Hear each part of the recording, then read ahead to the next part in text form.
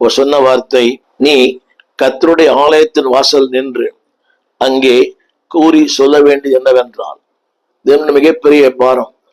600 ஆண்டுகள் சிறையா இருந்தார்கள். சிறைப்பிடி அந்த சிறை வாசத்திலிருந்து, அடிமைத்தனத்திலிருந்து, அஞ்ஞானத்திலிருந்து, அசுத்தத்திலிருந்து, விக்கிரக ஆராதனை கர்த்தர் வெளியே கொண்டு வந்தார். ஆனால் வெளியே கொண்டு வந்தவரை தேவன் மறந்து போனார்கள்.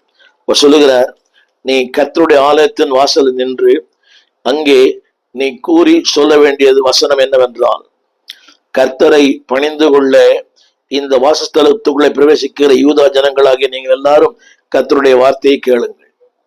நீங்கள் ஆலயம் எதற்கு தெரியுமா? ஆண்டவரை பணிந்து கொள்ள, ஆராதிக்க. இன்றைக்கு அநேக ஆலயங்களிலே அன்பார்களே, ஆராதிக்கப்பட வேண்டியவர் தேவன், ஆனால் ஆராதிக்கப்படுகிறவர் போதகர். திரும்ப